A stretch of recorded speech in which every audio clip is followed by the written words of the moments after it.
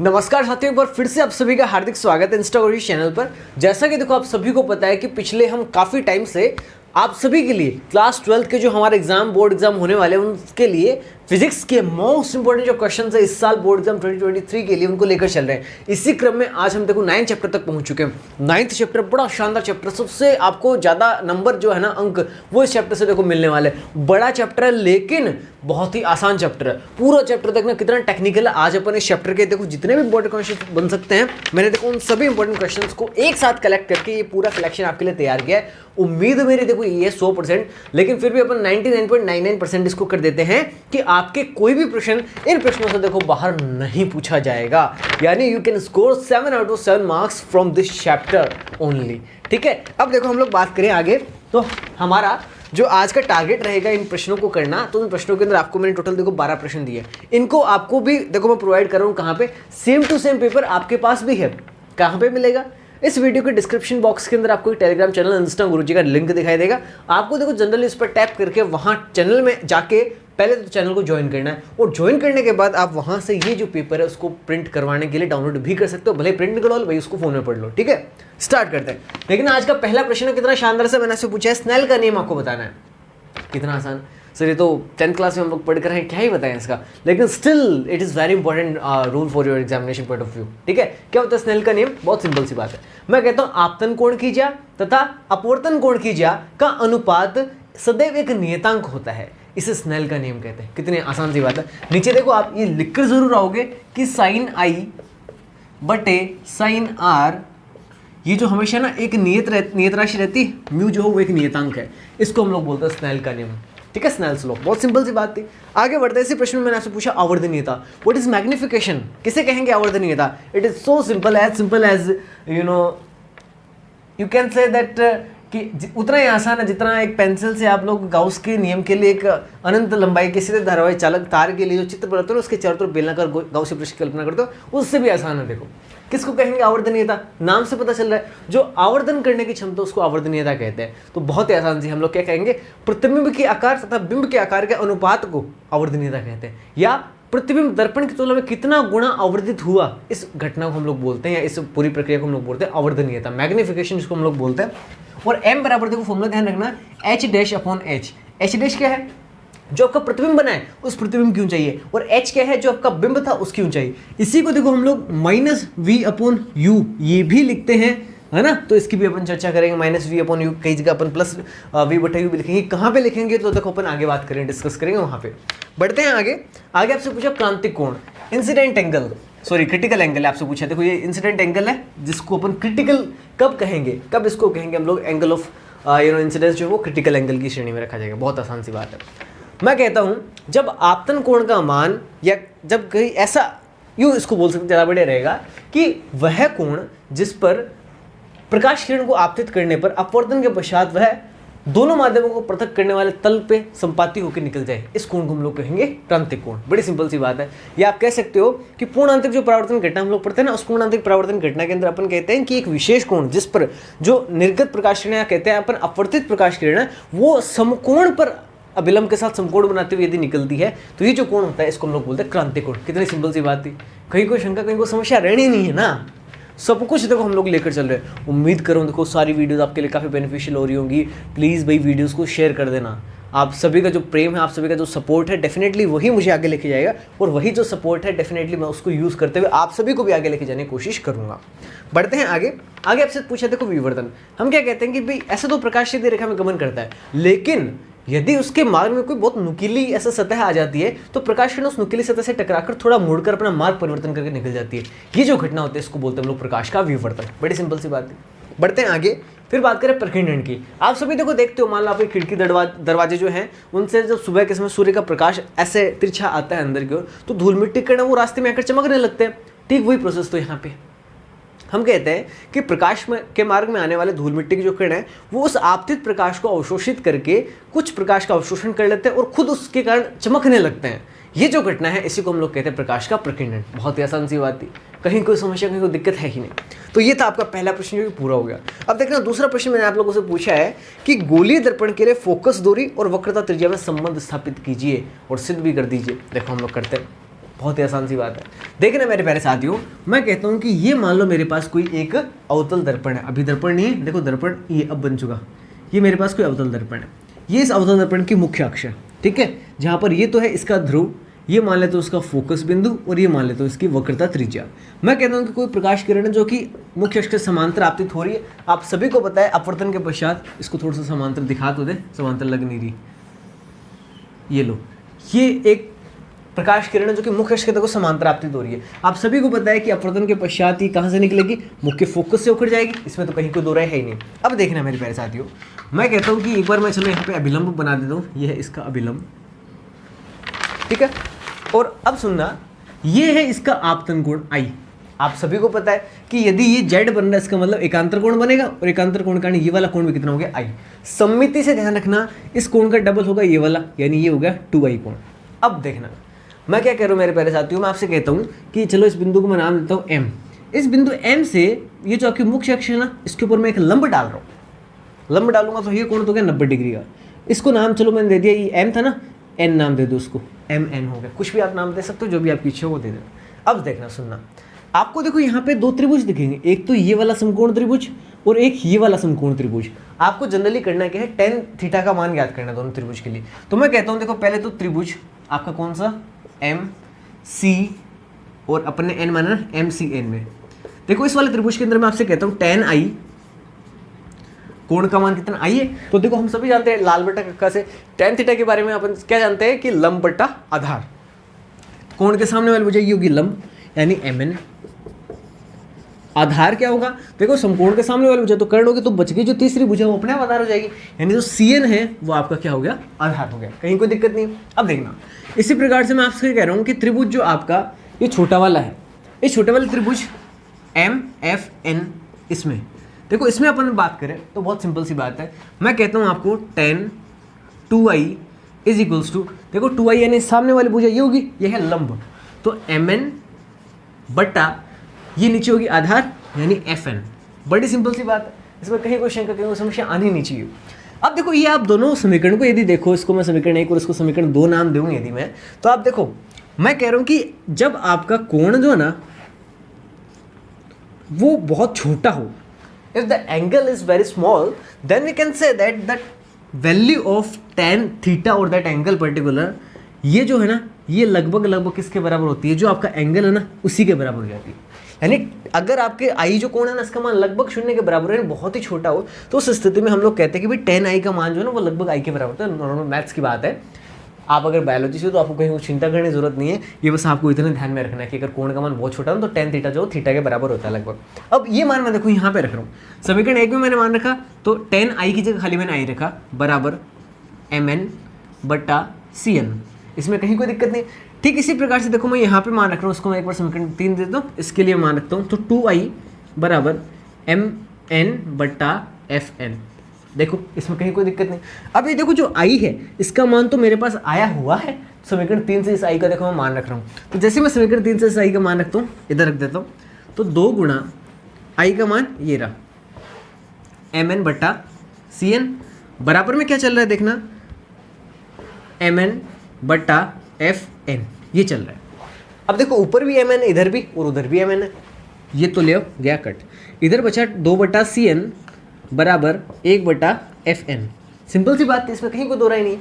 फिर देखना मैं कह रहा हूँ कि इसको चलो बाद में पलट देंगे, एक बार इसको समीकरण नंबर 3 तक आ गई, 4 नाम देते हैं। सुनना मेरे प्यारे साथियों, मैं कहता हूँ कि अगर आपको जो दर्पण ये गोल है ना, अगर ये गोल नहीं होता, ये बहुत बड़ा होता या समतल होता, समतल होगा तो ये बिल्कुल ऐसे सपाट हो जाएगा। तो ये जब सपाट होगा और बिंदु m इस सपाट आपके दर्पण पे होगा, तो इसके कारण ये जो आपका n बिंदु है ना, ये तो बिंदु p के ऊपर शिफ्ट हो जाएगा, ये बिंदु जो n है वो आपका p के ऊपर शिफ्ट हो जाएगा। इसका मतलब मैं कह सकता हूँ कि जो दूरी cn है ना, फिर तो वो cp के बराबर बन जाएगी, ऐसी दूरी आपकी fn जो थी वो fp के बराबर बन जाएगी, यही तो होगा। अब देखो वो मान मैं यहाँ पे रख रहा हूँ, तो मैंने कहा कि 2 बट्टा जो cn था पहले अब वो बन गया cp, ऐसे ही 1 बट्टा जो fn था पहले वो बन गया अब fp। अब देखना सुनना मेरे प्यारे साथियों, क्या है cp क्या है fp, इनके मान रखते हुए हमारे जो वांछित रिजल्ट है उसको प्राप्त करता है। cp आपके जो ध्रुव है उससे वक्रता केंद्र के मध्य की दूरी को हम लोग कहते हैं वक्रता त्रिज्या, जिसको हम लिखते हैं कैपिटल R से, यानी 2 बटा कैपिटल R इधर बराबर FP, आपके ध्रुव से लेके मुख्य फोकस तक की दूरी कहलाती है वक्र फोकस दूरी, सिंपल सी बात है, जिसको हम लोग लिखते हैं स्मॉल f से। इसका मतलब ये रिलेशन बन गया। अब यहाँ से आपको सिद्ध करवाना, सिद्ध करो कि भी जो आपकी वक्रता त्रिज्या वो फोकस दूरी की क्या होती है, दुगनी होती है, या जो आपकी फोकस दूरी तो वक्रता त्रिज्या की आधी होती है, अपनी भी कह सकते हैं। तो आपसे तो r का मान सिद्ध करवा रहा, देखो यहाँ से आपको r का मान निकालना, तो r बराबर बताओ शाबाश क्या आएगा, r को अपन इधर लेके f को इससे गुणा कर देंगे, तो r बराबर 2f। ये लो हमने इस रिलेशन को फाइंड आउट कर लिया। बहुत आसान सा था, कहीं कोई दिक्कत है ही नहीं।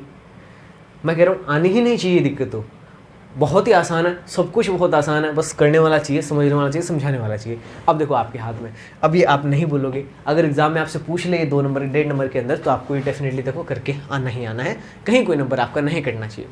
बढ़ते हैं आगे। अगला देखना प्रश्न है कि निम्न घटनाओं को कारण सहित बताओ। देखो थ्योरी वाले पॉइंट है, सिंपल सी बात है। आकाश का रंग नीला दिखाई देना, क्यों दिखता अपन को आकाश का रंग नीला? हम कहते हैं भी सबसे पहले तो देखो लाइन आप ये लिखे होगे, हमेशा ध्यान रखना जिस घटना का कारण होना उस घटना को पहले लाइन में छाप दो वहाँ पे। तो हम कहेंगे आकाश का रंग नीला पूछा, तो हम कहेंगे ऐसा प्रकाश के प्रकीर्णन के कारण होता है। अब जैसे आपने देखो ये पहले वाली लाइन लिख दी ना, तो एग्जामिनर को पता चल गया हाँ प्रकीर्णन के बारे में आगे कुछ दौड़ेगा, है ना। तो उसको मेन तो प्रकीर्णन से मतलब था, वो आपने उसको पहली लाइन में ही बता दिया। अब जब आपने इस बात को पहली लाइन में ही बता दिया, तो हो सकता है एग्जामिनर आपका आगे का नहीं पढ़ के आपको बस उसी को टिक करके आपको पूरे नंबर दे दे। हालांकि बोर्ड की कॉपी में कोई आप ऐसे कमेंट करते हैं टिक थोड़ी करते, टिक नहीं करते, बिल्कुल टिक नहीं करते, साइड में आपके नंबर देते। तो हो सकता है खाली प्रकीर्णन पे उसके नजर से जाए, उसको अंडरलाइन करके वो आपको नंबर दे दे उसके अंदर। तो बड़ी बात है, आगे आपने मान लो कि कुछ नहीं आता था, आपने कुछ और भी लिख के आए थे, अपनी लव स्टोरी को लिख के आए थे, तो भी आपको नंबर पूरे मिल रहे हैं ना, तो कितनी अच्छी बात है। अपन समझते हैं यहाँ पे, मैं कहता हूँ प्रकाश 7 रंगों से मिलकर बना होता है। ऊपर आकाश के अंदर, वायुमंडल के अंदर जब अपन जाते हैं ना, ऊंचाई पे जाते हैं, मैं ब्रह्मांड यानी अंतरिक्ष की स्पेस की बात नहीं कर रहा, वैक्यूम की बात नहीं कर रहा, पृथ्वी के वायुमंडल में अपन जब ऊपर की तरफ जाते हैं तो वहाँ पे धूल मिट्टी कण होता है। अब जब प्रकाश आपतित होता है सूर्य का, तो इन धूल मिट्टी के कणों द्वारा क्या होता है, प्रकाश का प्रकीर्णन होता है। और प्रकीर्णन आप सभी को पता है, लाल रंग का प्रकीर्णन सबसे कम होता है, बैंगनी रंग का प्रकीर्णन सबसे ज़्यादा होता है। तो जो लास्ट वाले कलर है, जैसे बैंगनी हो गया, इंडिगो हो गया, ब्लू हो गया, ये जो कलर्स है ना, इनका प्रकीर्णन चूंकि ज़्यादा हुआ है, तो जब इनका प्रकीर्णन ज़्यादा होता है तो ये कलर क्या होंगे, पूरे आसमान के अंदर फैल जाएंगे।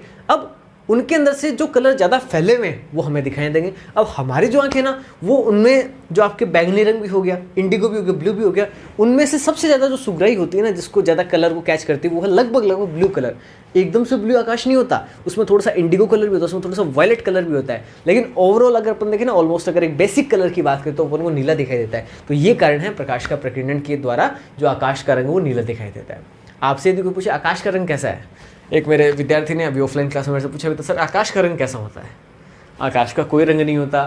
आकाश का रंग कैसे होता भाई, जब कोई भौतिक अस्तित्व हो किसी चीज़ का, तब तो उसका रंग अपन निर्धारित करें।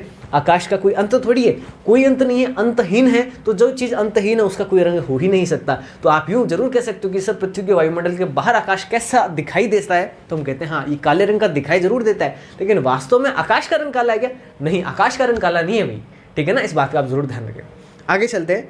दूसरी चीज़ मैंने आपसे पूछी, खतरे के जो निशान है वो लाल रंग से क्यों बनाते हैं? बहुत आसान सी बात है। हम कहते हैं कि भाई जो लाल रंग उसका प्रकीर्णन सबसे कम होता है, तो सबसे पहले अपन लाइन ये लिख के आएंगे, ऐसा प्रकाश के प्रकीर्णन के कारण करते हैं। चूंकि लाल रंग के प्रकाश का प्रकीर्णन सबसे कम होता है, अतः ये अधिक दूरी तक बिना मैं कहता हूँ कि धुंधला हुए या बिना प्रकीर्णित हुए दिखाई दे सकता है, इसलिए खतरे के जो निशान है ना वो लाल से बनाए जाते हैं। बहुत आसान।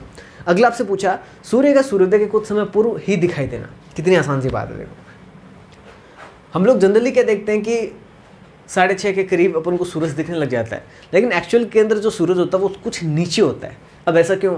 भाई जो सूरज से प्रकाश किरण आ रही थी तो बाहर अंतरिक्ष में तो वैक्यूम था, निर्वात था, कोई समस्या नहीं थी। लेकिन जब पृथ्वी की अपन बात करते हैं तो पृथ्वी के ऊपर तो वायुमंडल है, और वो भी आपको पता है गुरुत्वाकर्षण के कारण जो पृथ्वी की सतह है इसके पास तो गैसों का जो घनत्व वो ज़्यादा है, और ऊंचाई पर अगर अपन जाए तो गैसों का घनत्व कम है। और आपको तो देखो सबको ये बहुत अच्छी तरह से पता है कि जब कोई प्रकाश किरण अलग अलग घनत्व के माध्यम प्रवेश करेगी तो डेफिनेटली उसका क्या होगा, अपवर्तन होगा। होता ही भी अपवर्तन जनरली होता ही है। तो अब देखो सूर्य से आने वाली प्रकाश किरणें थी, जब उसका वायुमंडल की विभिन्न घनत्वों की परतों के अंदर से प्रवेश हुआ तो उसका क्या हो जाएगा, अपवर्तन हो जाएगा। तो जो सूरज अभी वास्तव में नीचे है, अपवर्तन के कारण उसकी जो किरणें थी वो मुड़कर हमारे पास पहुंचेगी और अपन को एहसास करा देगी कि नहीं भी सूरज जो है वो तो ऊपर आ चुका। आभासी स्थिति अपन को सूरज की कहाँ दिखाई देगी, ऊपर की ओर दिखाई देगी। अब एग्जाम में अपन क्या लिखना है, ऐसा प्रकाश के अपवर्तन के कारण होता है। जब सूर्य से आने वाले प्रकाश किरणें वायुमंडल में प्रवेश करती है तो वायुमंडल की विभिन्न घनत्वों की परतों द्वारा उसका लगातार अपवर्तन होता रहता है, और इस कारण सूर्य की आभासी स्थिति हमें उसकी वास्तविक स्थिति से कुछ ऊपर उठी हुई दिखाई देती है। ये लो लिख कर आगे, अपने पूरे में से पूरे नंबर मिल गए। अरे कहीं कोई नंबर नहीं कटने वाले ना, कितने आसान है, मतलब सब कुछ, everything is very easy, it is as easy as this glass of water, इस ग्लास जो है ना, इसके पानी को पीना जितना आसान है ना, उतना आसान इस क्वेश्चन का उत्तर देना था। अब बोलता हूँ आपको क्या एग्जाम्पल दूँ। आगे चलते हैं। तारों का टिमटिमाते हुए दिखाई देना। अब देखो सूरज भी एक तारा है और इतने सारे तारे, सूरज तो में कभी टिमटिमाता हुआ दिखाई नहीं दिया, उसकी ओर देख ले तो यार हमारी आंखें ऐसा चौंध दिया नहीं जाए। लेकिन तारों को हम देखते तो बड़े शीतल शीतल अपन को रात्रि के समय एकदम मस्त झक्कास तारे दिखाई देते हैं। हम किसी के लिए तारे तोड़ के लाने की बात भी करते हैं ना, चांद तारे तोड़ के लिए मैं तुम्हारे लिए पता नहीं क्या क्या कर दूंगा, तो वो तो सब देखो फर्जी बातें हैं। फरवरी का महीना आ गया, मार्च के महीने में ऐसी बातें नहीं करते, वो फरवरी के अंदर कुछ नल्ले लोग होते हैं वो करते हैं। अब देखो हमें तो बात करनी है यहाँ पे कि तारे क्यों टिमटिमाते दिखते हैं। सूरज है, एक तारा है, सूरज हमारे बहुत ज़्यादा नज़दीक है, इसलिए सूरज से आने वाला जो प्रकाश है वो ऐसा फैला हुआ प्रकाश अपन को प्राप्त होता है। लेकिन मेरे प्यारे साथियों, जो आपके अन्य तारे जो आपको दिखाई देते हैं वो बहुत ज़्यादा दूरी पर है, इतनी ज़्यादा दूरी पर कि उनका विशाल आकार होते हुए भी, सूरज से वो बड़े होते हुए भी अपने को बहुत एकदम बिंदु स्रोत की तरह दिखाई देते हैं। अब जब बिंदु स्रोत है तो उससे आने वाले जो प्रकाश किरणें वो भी क्या होंगी, बहुत पतली सी प्रकाश किरणें होंगी। अब जब ये पतली सी प्रकाश किरणें हमारे वायुमंडल के अंदर प्रवेश करती है तो वही बात विभिन्न घनत्वों की पड़ते हैं, तो इसका लगातार क्या होगा, बार बार अपवर्तन होगा। इस प्रकार से टेढ़ी टेढ़ी टेढ़ी टेढ़ी चलती हुई अपने पास पहुंचेगी। अब जब अपन टेढ़ी मेढ़ी चलती हुई अपने पास पहुंचेगी तो कई बार तो अपन लगा प्रकाश जो है ना वो इधर से आ रहा है, कई बार लगे इधर से आ रहा है, कई बार इधर से, कई बार इधर से, यानी वही तारा जो अपनी जगह बेचारा स्थिर पड़ा हुआ है। अब स्थिर है कि नहीं है, क्योंकि देखो कभी भी निरपेक्ष गति तो संभव है नहीं ना, तो हमेशा सापेक्ष गति होती है। तो वो मान लो कि वो गति कर रहा होगा, लेकिन स्टिल वो ऐसे बार बार इतनी जल्दी अपनी डायरेक्शन को चेंज नहीं करा, लेकिन अपवर्तन के कारण हमें यूँ दिखाई देता है। अब लिखकर क्या हो गया, सबसे पहले लाइन तो यही कि ऐसा प्रकाश के अपवर्तन के कारण होता है। जब तारे से आने वाली प्रकाश किरण वायुमंडल में प्रवेश करती है तो वायुमंडल के विभिन्न घनत्व की परतों के द्वारा उसका बार बार अपवर्तन होने से तारे की आभासी स्थिति हमें अलग अलग दिखाई देती है, जिसके परिणाम स्वरूप हमें तारा चमकता हुआ प्रतीत होता है। वास्तव में नहीं चमकता या टिमटिमाता हुआ, सॉरी, जिसके कारण वास्तव में जो तारा है हमें टिमटिमाता हुआ प्रतीत होता है। सिंपल सी बात है। आगे देखते हैं। अगला देखना, आपसे मैंने पूछा है कि गर्मी के दिनों में दोपहर के समय दूर सड़क पर पानी का आभास क्यों होता है। ये सड़क पर भी हो सकता है, ये दूर रेगिस्तान में भी हो सकता है ना, तो क्यों होता है इसका कारण जानते हैं। सबसे पहले लाइन तो आप ये लिख के आओगे कि ऐसा प्रकाश के पूर्ण आंतरिक परावर्तन के कारण होता है। अब प्रकाश का पूर्ण आंतरिक परावर्तन क्या होता है, इसको तो देखो हम अगले जो चौथा प्रश्न आपको उसके अंदर बड़े विस्तार से समझेंगे, अच्छे तरीके से समझेंगे। लेकिन फिलहाल के लिए हम बात करते हैं कि क्यों हमें पानी दिखाई देने लग जाता है। एक्चुअल के अंदर वहाँ पानी नहीं होता, हम पास में जाके देखते हैं यार हमारी तो पता नहीं क्या हो गया, हमारी आंखें खराब हो गई क्या। लेकिन वास्तविकता में क्या है, एक भौतिकी की घटना है। होता क्या है, जब आप गर्मी की बात करते हो, गर्मी के दिनों की, तो सड़क जो है आपकी बहुत भयंकर गर्म हो जाती है। जब सड़क गर्म हो जाती है तो उसके पास की जो वायु है ना वो भी क्या होगी, गर्म हो जाएगी। अब मान के चलो, देखो मैं एक बार बोर्ड पे बात करता हूँ, ये आपकी सड़क थी, इस सड़क के ऊपर इतनी दूर की जो वायु है जो कि इस धरती के साथ संपर्क में थी, ये तो बहुत गर्म है, और इससे ऊपर की जो वायु वो क्या है, लगभग ठंड है, क्योंकि वायु तो लगातार प्रवाहित होती रहती है। अब कोई सूरज की किरण आई, जब सूर्य की किरण आएगी तो वो जब सघन माध्यम के अंदर जाएगी, विरल से सघन में, सॉरी एक सेकेंड मैं इसको करेक्ट करता हूँ। नीचे देखो ना क्या है, आपकी जो वायुमंडल की परतें हैं वो कैसी हैं, विरल है। क्यों, तापमान बढ़ने से क्या होगा, वायु बढ़ेगी, वायु की जो कण है वो दूर दूर जाएंगे, तो नीचे जो आपका माध्यम वो तो कैसा हो गया, विरल हो गया। और ऊपर का जो वायुमंडल था जो कि अपेक्षाकृत ठंडी वायु थी, तो वहां पे जो वायु के कण है वो तो पास पास है ना, यानी ऊपर वाली जो वायु उसका घनत्व तो है ज्यादा और नीचे वाली वायु है जिसका घनत्व कम। अब सुनना, जब प्रकाश की किरण अधिक घनत्व से कम घनत्व वाले माध्यम में प्रवेश करेगी तो क्या होगा, पूर्ण आंतरिक परावर्तन होगा। और पूर्ण आंतरिक परावर्तन होने के कारण क्या होगा कि यहाँ से ये प्रकाश किरण वापस मुड़ जाएगी, नीचे जाने के बजाय सीधी यहाँ से मुड़ जाएगी। तो इतनी जगह नीचे वाली खाली रहेगी ना, और खाली जगह के अंदर क्या बनेगा, जो ऊपर आपका नीला आकाश है ना उसका प्रतिबिंब बनेगा। लेकिन दूर से हमें क्या दिखाई देगा, ऐसा लगेगा कि भाई यहाँ पे तो पानी भरा हुआ है, बट एक्चुअल के अंदर जब हम इसके पास जाएंगे तो ऐसा कुछ भी नहीं होता है। तो अपन इसको देखो लिख के कैसे आएंगे। यह घटना प्रकाश के पूर्ण आंतरिक परावर्तन के कारण होती है। पृथ्वी के पास स्थित जो वायु है वो गर्म होने के कारण उसका घनत्व कम हो जाता है, जबकि ऊपर की वायु का घनत्व अधिक रहता है। जब सूर्य की प्रकाश किरणें अधिक घनत्व से कम घनत्व वाले माध्यम में प्रवेश करती है तो इनका पूर्ण आंतरिक परावर्तन हो जाता है, और पूर्ण आंतरिक परावर्तन होने के कारण नीले आकाश का नीचे यहाँ पे प्रतिबिंब बनता है, जिसके कारण हमें पानी का आभास होता है। बस खत्म बात। कितना आसान है, मतलब सब कुछ कितना आसान है भाई। मुझे नहीं लगता कि यहाँ पर आप लोग कटकोगे, कम से कम तो आगे बढ़े। अगला देखना हमारा प्रश्न है हीरे का चमकना। देखो हीरे के बारे में थोड़ी सी बात करते हैं। आपका जो हीरा होता है ना, ये पूर्ण आंतरिक परावर्तन के कारण चमकता है। पहली चीज़ तो ये क्लियर कर लेना। अब हीरे को देखो तराशते समय क्या करता है जौहरी, कि इसके जो किनारे ना, फलक जो इसकी हैं, उनको इस प्रकार से देखो तराशता है, इस प्रकार से उनको काटता है कि उनके ऊपर जो आपतित होने वाला प्रकाश है ना वो क्रांतिक कोण से अधिक कोण के ऊपर आपतित हो। जब आपतित प्रकाश क्रांतिक कोण से अधिक कोण पर आपतित होगा तो आपको सबको पता है वहाँ पे पूर्ण आंतरिक परावर्तन घटना होगी, और हीरे के अंदर यूं देखो प्रकाश घूमता रहेगा, जिसके कारण हमें हीरा चमकता हुआ दिखाई देता है। सिंपल सी बात थी। बढ़ते हैं आगे प्यारे साथियों। अगला देखना आपका प्रश्न है, पूर्ण आंतरिक परावर्तन किसे कहते हैं, इसे विस्तार से समझाओ। देखो पूर्ण आंतरिक परावर्तन हम लोग समझते हैं।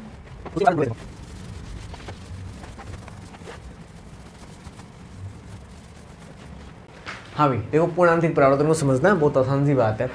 देखो सपोज करो कि यहाँ पे मैं 3 सतह ले रहा हूँ, 3 केस ले रहे हैं मान के चलो आप अलग अलग। ये हमारे पास 3 केस है। अब मैं क्या कर रहा हूँ, नीचे मान लो कि यहाँ पे है जल, पानी है। पानी ही क्यों लिया, क्योंकि अपन को एक सघन एक विरल माध्यम चाहिए। तो भाई मैंने ऊपर तो मान लिया कि एक विरल माध्यम वायु है और नीचे एक सघन माध्यम के तौर पे यहाँ पे जल भरा हुआ है। अब देखना मेरे प्यारे साथियों, सुनना कितना आसान सी बात है। पूर्ण आंतरिक परावर्तन किसको कहेंगे। ये मान लो कि मैंने खींच दिया अभिलंब, अभिलंब तो भाई तीनों में होगा, तो मैं तीनों में अभिलंब खींच रहा हूँ। अब मुझे क्या करना है, इसके ऊपर एक प्रकाश किरण इसके अंदर से निकालनी है, यानी जो हमारा माध्यम है ना, इसको मैं चलो माध्यम, ऊपर वाले को माध्यम 1 नाम दे दूँ, नीचे वाले को माध्यम 2 नाम दे दूँ, किसी को भी 1 किसी को भी 2 दे दो, उससे कोई फर्क नहीं पड़ता। नीचे वाला है सघन माध्यम और ऊपर वाला कैसा है अपना विरल माध्यम। अब देखना प्यारे साथियों, मैं एक प्रकाश किरण है उसको सघन माध्यम से विरल माध्यम के अंदर भेजता हूँ। सुनना, देखना, समझना। ये एक प्रकाश किरण है, थोड़ा सा सीधा बना दो इसको। देखो ये एक प्रकाश किरण है जिसको कि मैंने आई आपतन कोण से आपतित कराया। आप सभी को पता है अपवर्तन की घटना होगी जब प्रकाश किरण सघन से विरल माध्यम में जाती है तो अभिलंब से दूर हटती है। तो देखो अभिलंब से दूर हटकर ये कुछ इस प्रकार से चलेगी। सिंपल सी बात थी, इसमें तो कहीं कोई रॉकेट साइंस है ही नहीं, ये तो नॉर्मल सी बात है कि सर आपने क्या किया कि ये प्रकाश किरण थी, उसको आई आपतन कोण से यहाँ से सघन माध्यम से विरल माध्यम में भेजा और विरल माध्यम में जाकर वो अभिलंब से दूर हट गई। नॉर्मल सी बात है। ये आपका जो कोण है इसको आप लोग कह सकते हो अपवर्तन कोण R, कहीं कोई समस्या नहीं। अब सुनना, यही इंपॉर्टेंट बात है जो मैं अभी आपको बताऊंगा। मान लो कि मैंने इसको इस कोण I से भेजा और इस I कोण से भेजने के कारण ही जो प्रकाश किरण कुछ इस प्रकार से निकली। अब सुनो, अगर मैं इस आपतन कोण का मान बढ़ाता हूँ, यानी इस प्रकार से इस आपतन कोण का मान पहले इतना था, अब इस कोण का मान बढ़ा रहा हूँ, तो इस कोण का मान बढ़ाने में जो आपके अपवर्तित प्रकाश किरण है ना, ये इस अपवर्तन कोण का मान भी बढ़ेगा। यानी मैं अगर इसको बढ़ाऊंगा तो ये कुछ इस प्रकार से सब कुछ घूमेगा। सिंपल तो सिस्टम है भी, इस प्रकार से है। जब मैं इसका मान बढ़ाऊंगा तो ये कुछ इस प्रकार से यूं घूमेगा। अब देखना अगले केस में मैं क्या कर रहा हूँ कि मैंने इस आपतन कोण का मान लगभग इतना बढ़ा दिया कि जैसे ही मैंने इस प्रकाश किरण को यहाँ पे आपतित कराया इस विशेष आपतन कोण IC से, तो मैंने क्या देखा कि जो आपकी अपवर्तित प्रकाश किरण थी ना, वो इन दोनों माध्यमों को पृथक करने वाले तल के बिल्कुल संपाती होकर निकल रही है।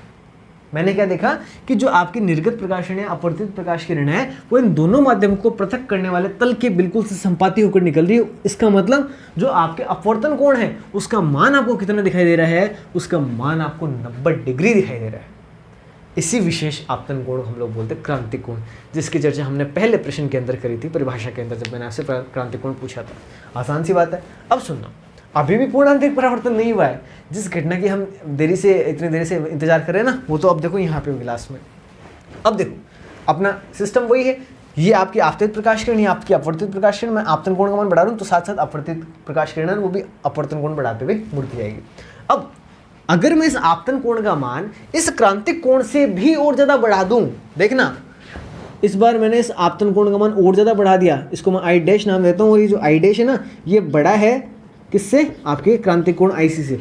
तब सुनना मेरे प्यारे साथियों, ये जो प्रकाश किरण जिसको कि दूसरे माध्यम में जाना चाहिए था अपवर्तन के बाद, ये दूसरे माध्यम में नहीं जाकर वापस इसी माध्यम के अंदर लौट कर आ जाएगी।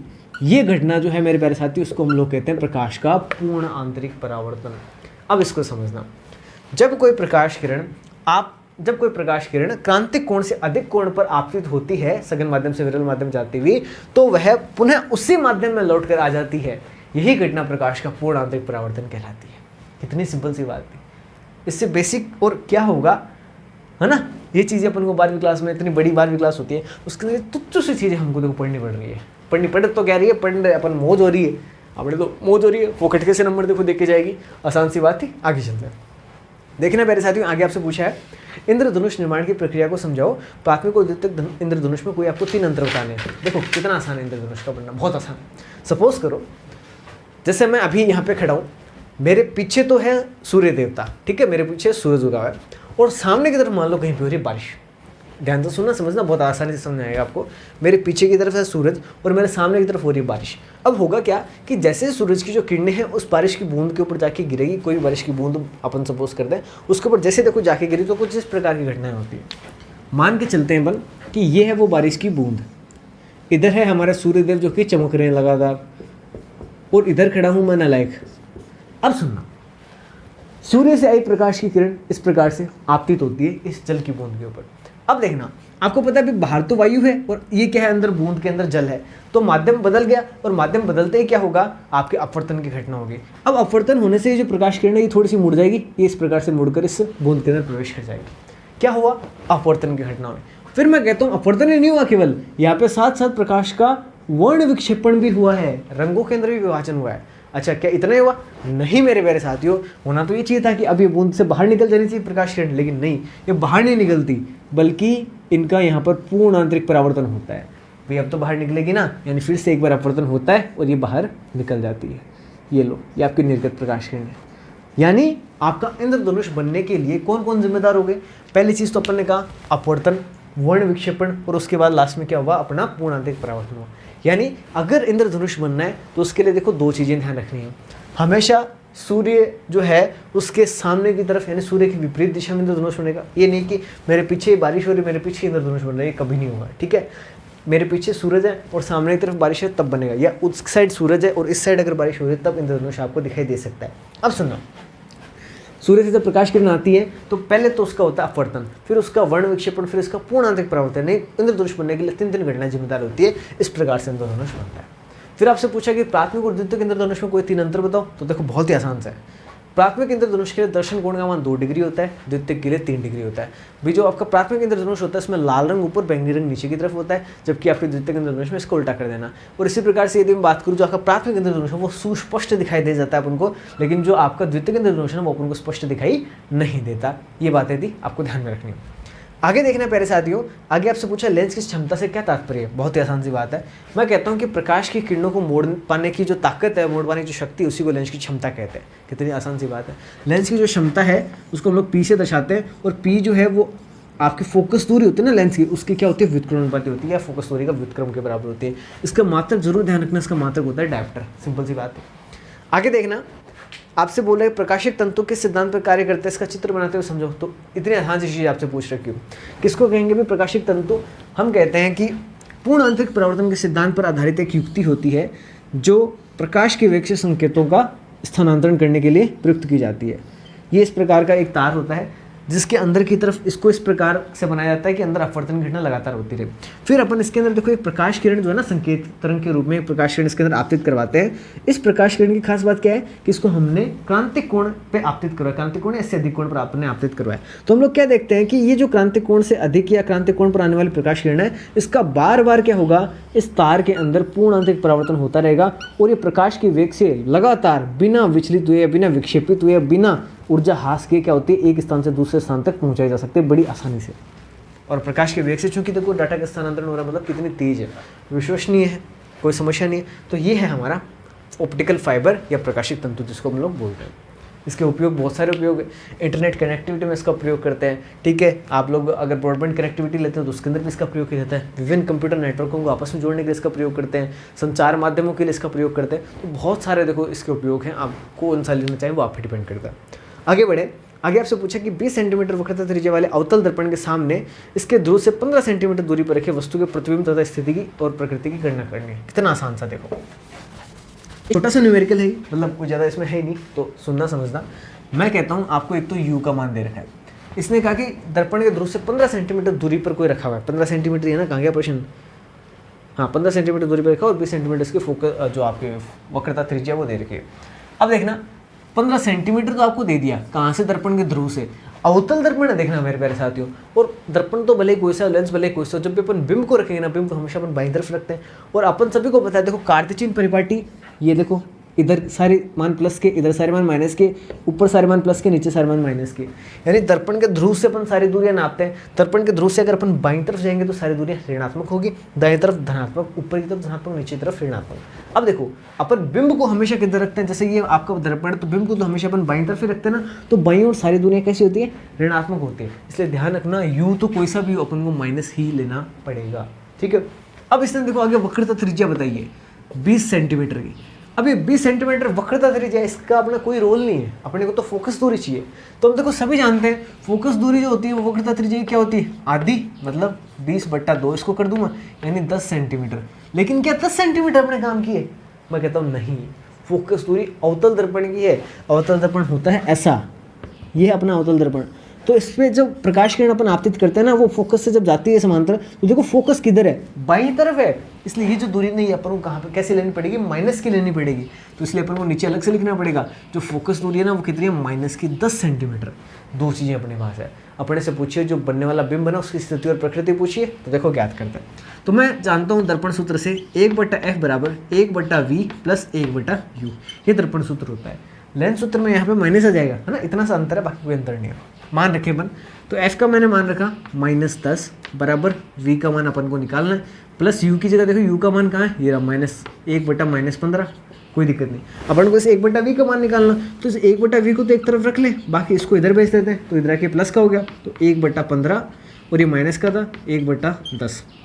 एलसीएम लेते हैं, 1/v बराबर देखो 30, इसका आ गया एलसीएम। एलसीएम वो होता है जिसके अंदर इन दोनों संख्याओं का भाग चला जाए। तो देखो 30 के अंदर दोनों जा सकता है, तो इसका दूंगा 2 बार, माइनस इसका दूंगा तो 3 बार, यानी 2 - 3 पे माइनस का 1 आएगा, यानी कितना होगा, माइनस का 1/30 हो गया।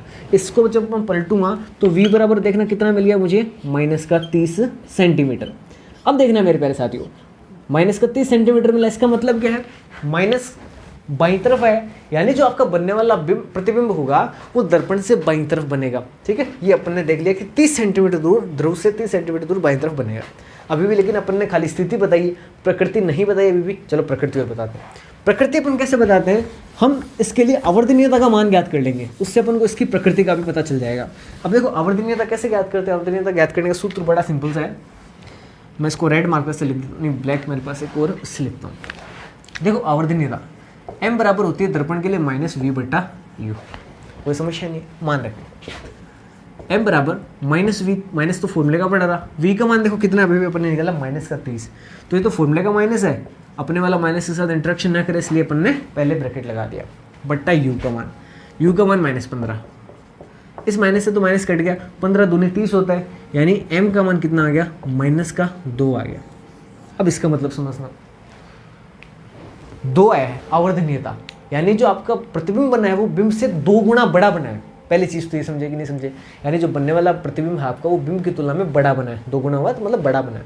फिर अपन ने माइनस का निशान और लगाया। माइनस का निशान अपन कब लगाते हैं, अपन ने अभी भी बात करी, ऊपर प्लस होता है नीचे माइनस होता है। यहाँ पे अपन ऊंचाई की बात करते हैं, तो ऊपर की तरफ की सारी ऊंचाई है, ऊपर की तरफ अगर प्रतिबिंब बनेगा तब तो उसको पॉजिटिव लेंगे, और नीचे की तरफ बनेगा तो उसको नेगेटिव लेंगे। अब देखो यहाँ पे नीचे की तरफ बन रहा है, अपन ने नेगेटिव ले रखा है, इसका मतलब नीचे की तरफ बन रहा है। अब अपन ने देखो एक बात पढ़ रखी है, दुनिया के जितने भी वास्तविक प्रतिबिंब होते हैं ना वो सारे उल्टे बनते हैं। नेगेटिव का मतलब क्या है, उल्टा। और दुनिया के जितने भी सीधे प्रतिबिंब बनते हैं ना वो सारे आभासी होते हैं। अब अपना तो देखो नेगेटिव वाला, इसका मतलब बनने वाला प्रतिबिंब कैसा है, वास्तविक है। अब अपन देखो स्थिति और प्रकृति बता सकते हैं। पहले तो अपन ने स्थिति बताई क्या, कि बनने वाला प्रतिबिंब आपके ध्रुव से 30 सेंटीमीटर बाईं ओर है। फिर अपन ने इसकी प्रकृति और बता दी कि जो बनने वाला प्रतिबिंब वो आपके बिंब से बड़ा है और आपके उल्टा है और वास्तविक है। ये अपन ने सारी बातें बता दी, कितना आसान था, कहीं कोई दिक्कत ही नहीं है। अगला प्रश्न देखना, अगला प्रश्न आपसे पूछा है कि परावर्तक दूरदर्शी अपवर्तक दूरदर्शी से अधिक श्रेष्ठ क्यों। बहुत आसान है। देखो जो आपका दूरदर्शी होता है 2 प्रकार के होते हैं, एक के अंदर अपन दर्पण का प्रयोग करते हैं, एक के अंदर अपन लेंस का प्रयोग करते हैं। जो लेंस है ना वो देखो वजन में होते हैं भारी, सीधी सी बात है। जब लेंस वजन में भारी होते हैं ना तो उनको अपन ऐसे ही उठा के ज़्यादा देर रख नहीं सकते, तो उसके लिए अपन को उसके नीचे कोई सहारा देना पड़ता है, यांत्रिक रूप से उसके लिए कोई सहारा लगाना पड़ता है। तो अगर अपन इसके बजाय दर्पण वाला दूरदर्शी काम में ले लेंगे ना तो उसका देखो दर्पण का वजन होता है बहुत हल्का, तो उसके लिए अपन को किसी यांत्रिक सहारे की जरूरत नहीं पड़ती, अपन जनरली उसको हाथ में लेके अपन दूर की वस्तु उसको देख सकते हैं। तो एक चीज़ तो ये होगी कि अपन जो दर्पण वाले हैं वो हल्के होते हैं वजन में, तो उसके लिए उनको यांत्रिक सहारे की जरूरत नहीं पड़ती। फिर मैं बात करूँ जो आपके लेंस है ना, लेंस के साथ एक दिक्कत रहती है कि वर्ण विपतन दोष आ जाता है, मतलब जो कलर है ना, कलर करेक्शन नहीं होता, लेकिन अगर मैं बात करूँ दर्पण वाला अगर दूरदर्शी अपने पास है तो उसके अंदर कलर करेक्शन बहुत अच्छे तरीके से होता है, तो वर्ण विपतन जो दोष है ना वो नहीं रहता। तीसरी मैं बात करूँ, अगर अपने परवलयाकार दर्पण लगाए रखे वहाँ पे, तो जो आपका गोली विपतन दोष होता है ना वो भी दूर हो जाता है। तो सारे ओर से अपने को लाभ ही लाभ है, तो लाभ ही लाभ है, तो अपन कौन सा काम में लेंगे, सीधी सी बात है, अभी अपन फिर जो दर्पण वाला उसको काम में लेंगे, सिंपल सी बात। आगे देखना, अगला प्रश्न आपसे पूछा है लेंस मेकर सूत्र की व्युत्पत्ति कर इससे लेंस सूत्र का निर्माण करो। कितना आसान सा प्रश्न। देखो मैं थोड़ा जल ग्रहण कर लेता हूँ, ये थोड़ा साफ कर देता हूँ, मेरी सांसें थोड़ी फूल रखी, तो 5 मिनट रेस्ट करके फिर आपके लिए अगला काम करूँगा। हाँ जी, तो भाई अभी बिल्कुल एकदम तैयार हूँ चाय वाय पी के, अब अपन आगे बात करते हैं। ठीक है, अगला देखना आपको जो प्रश्न है वो ये है, लेंस मेकर सूत्र को व्युत्पन्न कर इससे लेंस सूत्र का निर्माण करना है। तो कितना आसान से लेंस मेकर सूत्र जनरली अगर आप किताब वगैरह में देखोगे, नोट्स वगैरह में देखोगे, तो आपको बड़े बड़े पन्ने भरे हुए मिलेंगे, है ना। ऐसा कुछ भी नहीं है, देखो खाली हवा बना रखा है। ये मेरा बोर्ड तो बहुत बड़ा है, अभी आज ही ऑफलाइन क्लास में मैंने क्वेश्चन करवाया, तो छोटे वाले बोर्ड के ऊपर भी आराम से हम लोग कर सकते हैं, इतना छोटा सा है, कुछ भी नहीं है, समझते हुए चलना, बहुत ही आसान है। सपोज करो कि ये मेरे पास कोई एक लेंस है, ये इस लेंस की मुख्य अक्ष होगी। अब सपोज करो एक बार मेरे पास यहाँ पर कोई एक ऑब्जेक्ट है ना, कोई वस्तु है जिसका अपन प्रतिबिंब बनाएंगे, कोई अपने पास बिंब है। इस बिंब से अपन ने कोई प्रकाश किरण उसको डाला, ये आपतित प्रकाश किरण।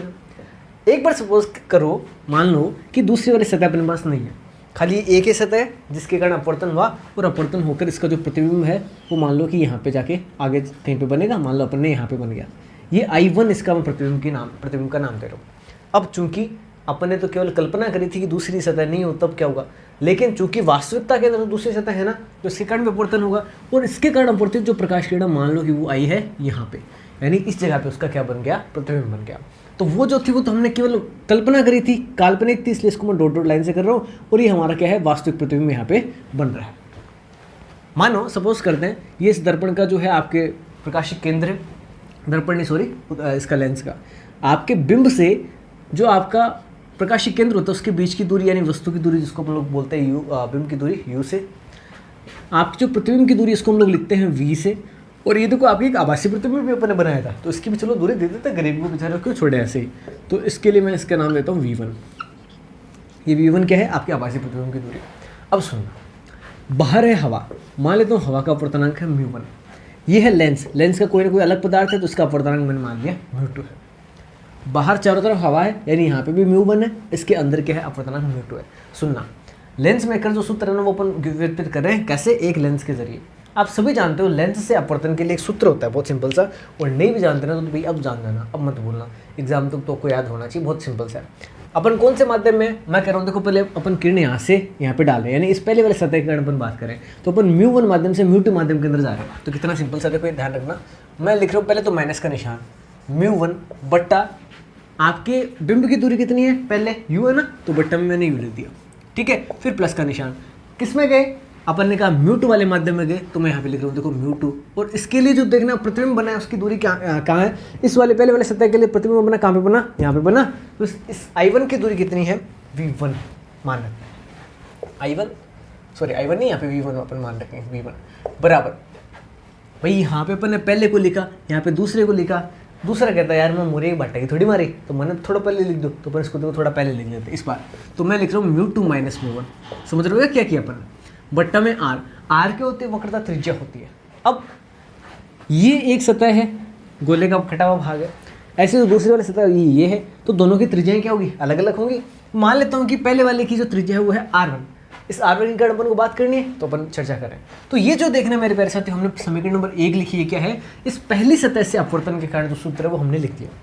ठीक इसी प्रकार से जो हमारे दूसरी सतह, इसके लिए भी अपन अपवर्तन के लिए सूत्र लिखते हैं। देखो मैं कहता हूँ माइनस μ2, इस बार देखो अपन अंदर से बाहर की तरफ जा रहे हैं, लेंस के अंदर से बाहर की तरफ अपन जा रहे हैं, तो यहाँ पे μ2 से अपन जा रहे हैं μ1 के अंदर, तो μ2 बट्टा, अब इस वाले सतह के लिए देखना आपतित प्रकाश किरण इसके कारण है, तो आपतित प्रकाश किरण इसके कारण, तो अपना जो बिंब की दूरी है ना इसके लिए वो अपन को माननी है v1, प्लस अंदर से बाहर गए तो बाहर कौन सा है, अपवर्तनांक μ2 है, सॉरी μ1 है बाहर, तो μ1 बट्टा, अब इस दूसरे वाले सतह के कारण आपका प्रतिबिंब कहाँ बना, अपन कहते हैं आई पे बना, इसकी दूरी कितनी है, तो अपन कहते हैं v है, तो इस v का भाग देते हैं, ये लो बट्टा v बराबर वही होता है जो यहाँ पे अपन ने बाद में लिखा, तो उसको पहले लिख देंगे यहाँ पे μ1 माइनस μ2 बट्टा r2, दूसरे वाले की जो वक्रता त्रिज्या वो अपने r2 मान लिया। अब देखना ऊपर आपको μ2 माइनस μ1 दिख रहा है, यहाँ पे μ1 माइनस μ2 दिख रहा है, इतनी अलग अलग वैरायटी क्यों लेके आए यार, अपन को समानता का अधिकार है सबको, तो इन दोनों को देखो अपन समान बनाते हैं। देखना यहाँ से माइनस का निशान में कॉमन ले लूँ, तो जो पहले माइनस का है वो बाद में प्लस का बन जाएगा, और जो प्लस का बाद में माइनस का बन जाएगा, तो मैंने माइनस के निशान को लिया कॉमन, तो यहाँ पे क्या बचेगा, μ2 माइनस μ1 बचेगा, बट्टा में r2 है, तो बट्टा में r2 पड़ा रहने दो। अब इसको देखो मैं समीकरण नंबर 2 नाम देता हूँ। अब सुनना मेरे प्यारे साथियों, मैं कहता हूँ यदि मैं समीकरण 1 के अंदर समीकरण 2 को जोड़ दूं तो क्या होगा, देखो रिजल्ट अपने सामने होगा, क्या होगा, जो भी होगा कमजोरी खुदा ही हुआ है। अब देखो मैं इन दोनों समीकरणों को आपस में जोड़ता हूँ, तो यहाँ पे देखो μ2 बट्टा v1 प्लस का दिख रहा है, यहाँ पे μ2 बट्टा v1 माइनस का दिख रहा है। तो जब मैंने इन दोनों समीकरणों को जोड़ेंगे तो ये तो इससे जाएगा कट, है ना। इधर क्या बचा, माइनस μ1 बट्टा u, और इधर क्या बचा, ये प्लस का μ1 बट्टा v बराबर। अब इधर देखना, दोनों को अपन जब जोड़ेंगे तो यहाँ पे ये पद और ये पद तो कॉमन है ना, तो मैं इसको तो लिख रहा हूँ कॉमन, μ2 माइनस μ1। फिर देखना अंदर क्या बचेगा अपने पास, यहाँ पे तो बचा 1 बट्टा R1, और यहाँ पे देखना माइनस का निशान है साथ में, तो माइनस का 1 बट्टा R2 बचेगा। ये समीकरण 2 जो थी ना इसके लिए थी, तो मैं यहाँ पे लिख देता हूँ, ये बचा। इसमें कहीं कोई शंका, कहीं कोई समस्या है ही नहीं। बढ़ते हैं आगे। अब देखना, सुनना मेरे प्यारे साथियों, मैं कहता हूँ कि अगर यहाँ से मैं μ1 को कॉमन ले लूँ, ले सकते हैं, इसमें क्या दिक्कत है। तो मैं देखो μ1 को तो ले रहा हूँ कॉमन, जो आपके प्लस का ना उसको पहले लिख रहा हूँ मैं, वैसे कोई फर्क नहीं पड़ेगा, माइनस वाला बाद में लिख रहा हूँ, फर्क कुछ नहीं पड़ेगा, बस अच्छा लगे दिखने में इसलिए अपन लिख रहे हैं। यहाँ पे कौन है, μ2 माइनस μ1 है, और गुणा के अंदर 1 बट्टा R1 माइनस 1 बट्टा R2 है। अब देखो ये जो यहाँ पे μ1 है ना, ये मुझे अच्छा नहीं लग रहा, क्यों भाई, इसके घर के बाकी सदस्य इधर बैठे हैं, ये अकेला इधर बैठा है, इसका बेचारे जी नहीं लग रहा होगा ना, तो इस बेचारे μ1 को अपन इधर भेजते हैं। तो जैसे मैं इसको देखो इधर से इधर ट्रांसफर करूँगा तो ये आएगा बट्टा में, μ2 के बट्टा में आएगा, तो यहाँ पे तो देखो क्या बन जाएगा, μ2 बट्टा μ1 बन जाएगा, और यहाँ पे μ1 बट्टा μ1 क्या बनेगा भाई, μ1 के अंदर μ1 का भाग दोगे 1 बचेगा, तो यहाँ पे माइनस 1 आ जाएगा। ये लो, कोई समस्या नहीं। ये है क्या है, अच्छा इसके अंदर भी थोड़ा सा और मॉडिफिकेशन कर देते हैं। अब देखना, मैं आपसे कहता हूँ यदि ये जो आपका बिंब है अनंत पे पड़ा होता, यदि आपका बिंब अनंत पे पड़ा होता, तो अनंत पे रखे किसी भी वस्तु के कारण जो प्रतिबिंब बनता है वो हमेशा फोकस पे बनता है। यानी ये अगर ओ बिंदु अनंत पे होता, यानी u का मान क्या होता, यदि u बराबर क्या होता, अनंत होता, तो आपके जो ये प्रतिबिंब बना ना यहाँ पे नहीं बनता, कहाँ पे बनता, फोकस पे बनता। तो मैं कहता जो आपका v है वो क्या होता, f के बराबर होता। ये मान मैं देखो यहाँ पे रख रहा हूँ, तो 1 बट्टा v की जगह तो क्या आ जाएगा, f आ जाएगा, 1 बट्टा f, फिर 1 बट्टा u की जगह अनंत रखूंगा तो 1 बट्टा अनंत क्या बनेगा, 0 बनेगा, तो ये वाला पद पूरा हट गया, इसको लिखने की जरूरत नहीं, बराबर जो बचता उसको लिख देते हैं, μ2 बट्टा μ1 माइनस 1 इंटू 1 बट्टा R1 माइनस 1 बट्टा R2, ये मैंने लिखा। ये देखना मेरे प्यारे साथियों क्या है, लेंस मेकर सूत्र है। कितना आसान सा था, बताओ आप इस चीज़ से डरते हो, कितनी आसान बात है।